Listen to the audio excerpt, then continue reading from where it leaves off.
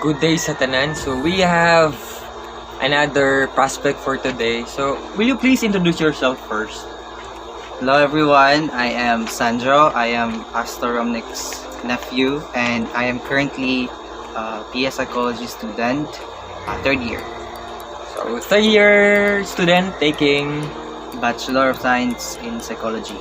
By the way, when we talk about Bachelor of Science and Psychology, tama ba?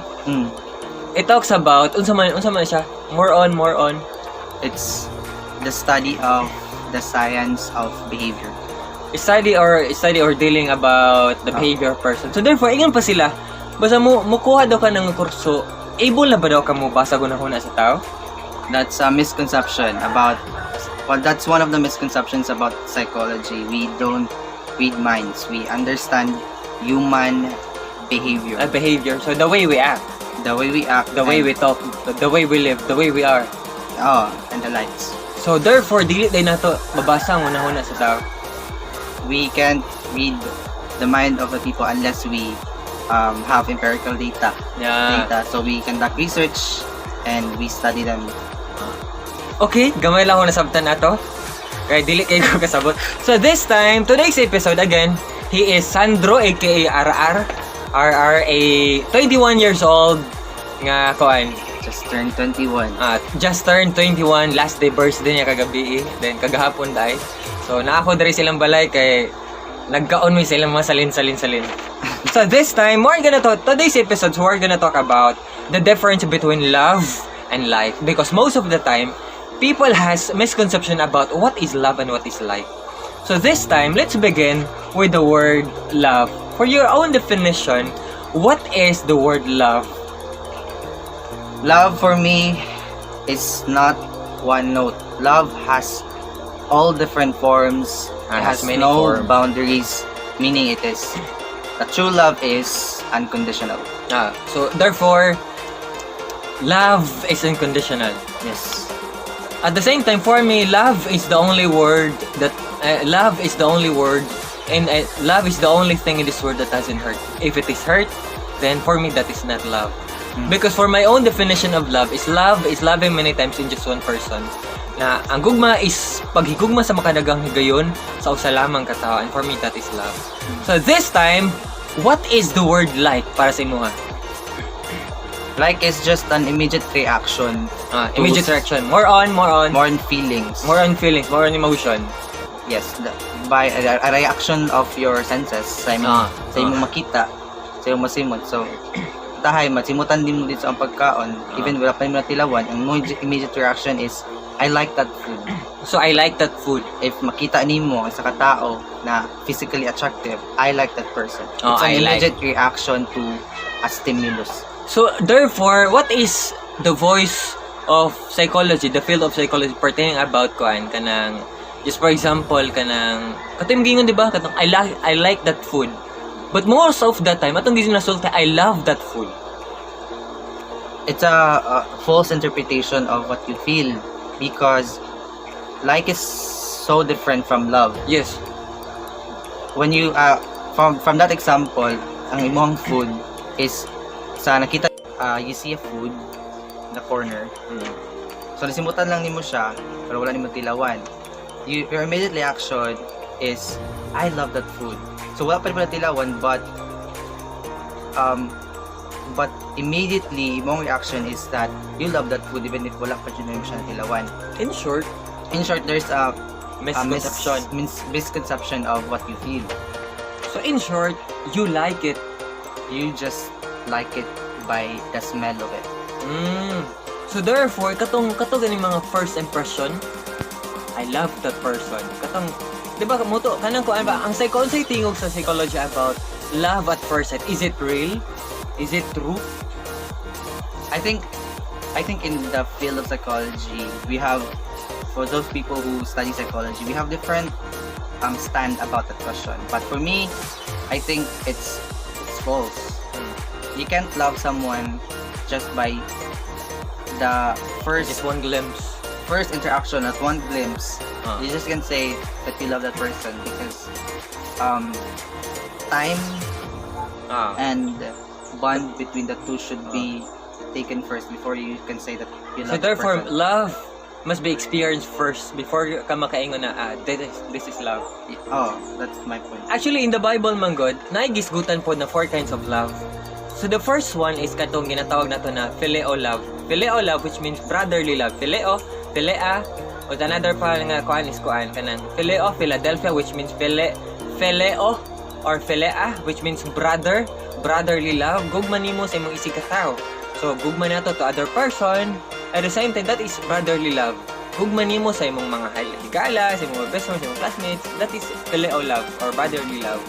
So the second one is kanang ginatawag nato nga kuan, ginatawag nato nga eros love. When you say eros love, mo ning gugma nimo between men and women. So therefore, this kind of love, na sila bond that can create life. In short, kini nga klase nga gugma, dili ni gugma about babae ug lalaki nga managuyab, but kini nga klase nga gugma between husband and wife because it can create love. Life. Because, di ba, life is a product of the bond of two person because of love. So mo na siya ginatawag nga kanang eros love. And the second one is kanang ginatawag nato nga storge love. Storge love, which means the love of the parents to their sons and daughters or to their kuan mga basta as long as kanang parental nga love between gugma sa uyuan sa pagumangko the same as us. Ang tawag sa tuwa is kanang storge love between the bond or the love of the kanang guardian ug sa iyahang ginaturing nga anak. So the last one is kanang ginatawag nato nga agapos love. When you say agapos love is when you say agapos love or agape love, ana ganing love nga unconditional. Anang love kana ganing unconditional love kanang imo siyang gihatag nga gugma without asking in return. Something something unconditional. Unconditional love. And you gave those love, it is because you love them. You love them because you love them without asking something in return. So let's continue. Let's begin about the difference let us continue about what's the difference between love and like. So that's one question. Dito na ta mo tuig sa tuwang kuan. Okay. So again, I'm gonna use the concepts and some theories that have been proposed in the field of psychology to explain what's the difference between love and like. So the foundational difference between love and like is the very elements present on those concepts like love and like. So they have different elements present on them. So we're gonna talk about those elements. Yes, and those elements create a fine line between what is love and what is like. So their boundaries. Yes. Apo. So, elements nga akong ginahisgutan is intimacy, passion, and commitment. Intimacy, passion and commitment. Commitment. Yeah, commitment. So, like only has intimacy. Yeah. So, but love composes all of those elements. So, let's define first what is intimacy, passion, and commitment. So let's begin with intimacy. Intimacy is a close liking or a close relationship with someone. Like intimacy is close ties between one person and the other person. In short, they have bonds. They have interacted before or until today. So that's intimacy. Passion. So passion. Let's continue with the word passion. Passion is a strong emotion towards an object, someone, or an event. So when we I'm passionate about doing this. I'm passionate about what I'm doing because it's a strong emotion. Like gusto kayo na ko ni siya buhaton. So I'm passionate about. For me, I'm passionate about psychology. Like it's a strong emotion.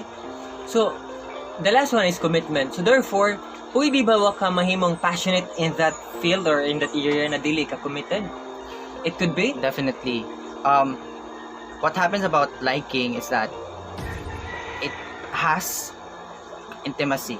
So intimacy. We interact with each other, but we don't commit, and we don't have a passionate feeling towards each other. So the absence of passion and commitment Is called is called liking. liking. It's like it's. But only we have intimacy. So we have level. We have level. Then the second one is the passion. Passion. It has intimacy, and that is has- liking. It has intimacy and has liking. I just wanna go back to liking. So example of that is classmates. Yeah. You don't have commitment to each other. Classmates are peers. You don't have commitment for each other. You don't have Sometimes passion. Sometimes it has. but But not all the time. But most of the time, it doesn't. It depends to your friends too. It depends who are they. Oh, definitely. So, kung wala tong duha, most of the time, That like is called mo, you like mo them. yung mga classmates. So, So nice. and the common type of love that we know that is commonly presented in social media and other forms of media is the romantic love. So, what composes the romantic love? Okay. Romantic love.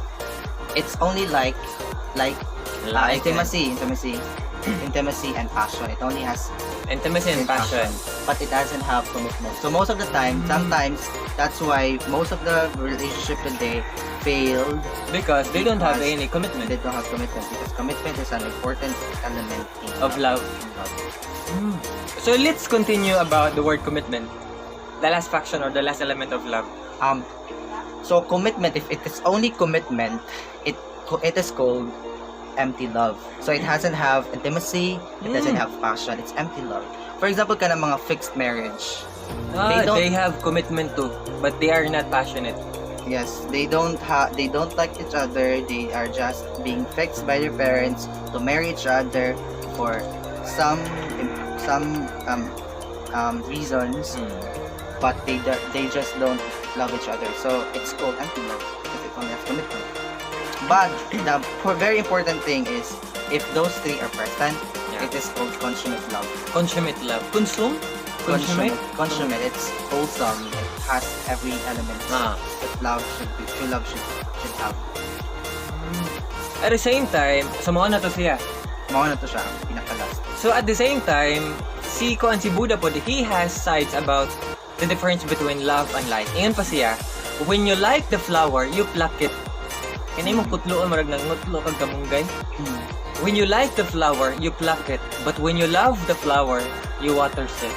Kung imong tanawan, the difference between love and like, it is because when you like, you grab, you own. You own. But when that is when you like. When you love, you water it, which means you take good care of it. You prolong the life. That's the difference. You own when you say you like, but when you love, you take good care. Diba? It is very clear na if that someone manipulate you, maybe you like them, they like you, but not, pero wala ka nila gigugma. Because kayo, dapat inani. And for